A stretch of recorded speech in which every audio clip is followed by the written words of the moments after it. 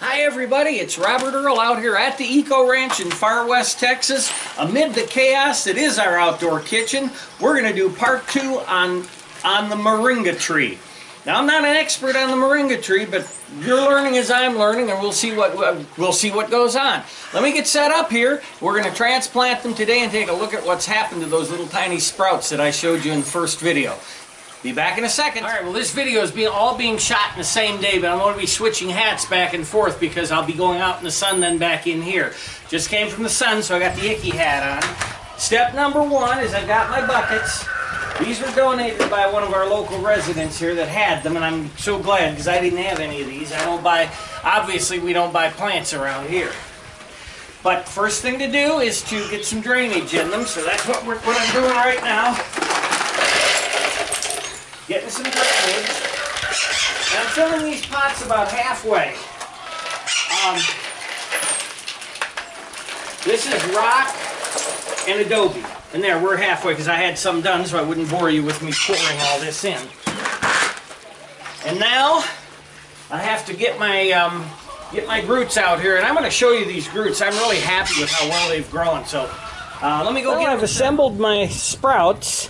I called them groots, and I think in the first video, if anyone watched the first video, I said they just kind of reminded me of that happy little sprout from Groot at the end of the movie Guardians of the Galaxy, so that's why we call them groots. These are the ones that were pictured in the first video, and I've got one over here. This is the one that we're going to call Groot. I put him in a big pot, and we're going to grow him up and plant him right out here. Hopefully, if I'm being optimistic, hopefully the Moringas will take off and we can grow them here in this climate. I'm assuming that they'll grow, and I'm assuming that we'll have them to show people. Dogs are yelling at a chicken.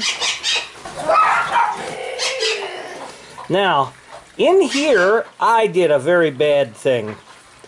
I had these growing. These were the ones that I was seeding in the previous video. And I had these growing and doing just fine. They were completely uncovered. And a chicken got in and pulled each and every one of them out and ate half the leaves. Well, you can see some of them are dead. But they're not really dead yet, so I'm going to wait and see if they sprout leaves. And these others are struggling to come back. So these are the ones I'm going to pot in these white pots.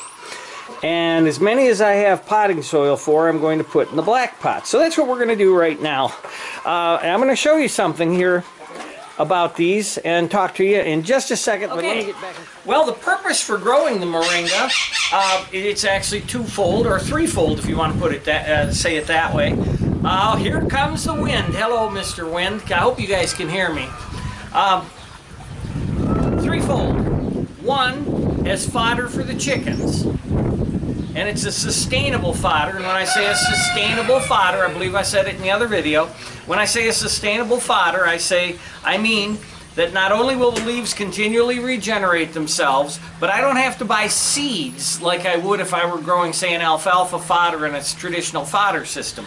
I don't need to buy seeds, so I'm not dependent on the feed store or shipping or transportation line, because I have my seeds and everything I need right here to continue to keep these things going, provided that they take off, and we'll know in part 3.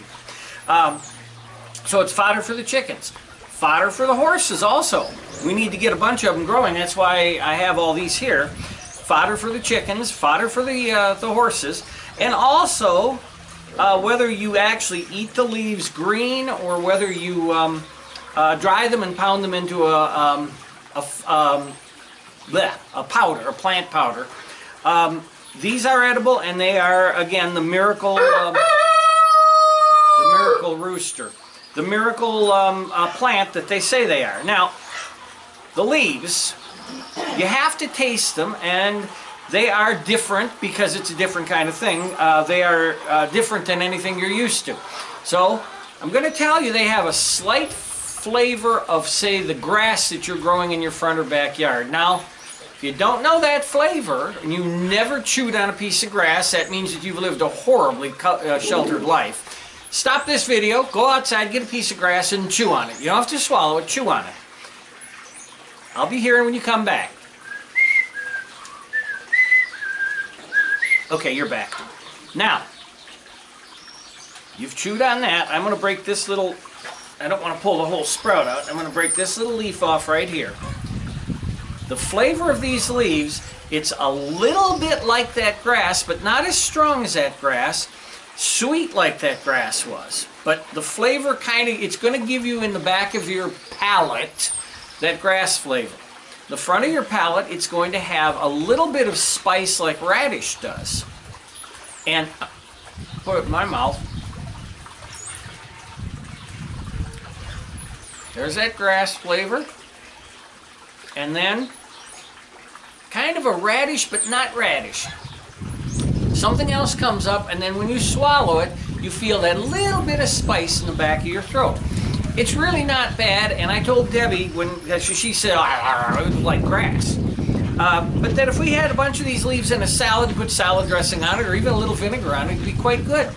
So, anyway, that's the 3 uses for it. Let's get into transplanting. Well, the wind is coming up, and so I'm holding the camera in my hand here, but let me show you what I was able to do today.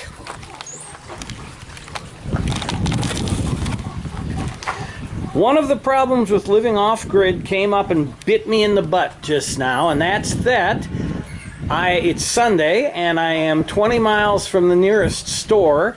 Oh, actually more than 20, and I ran out of potting soil. So I got a few of these done. I didn't get these guys down here, nor did I get the ones that got bit up, but they're pretty much okay right now, as long as I keep the chickens off of them.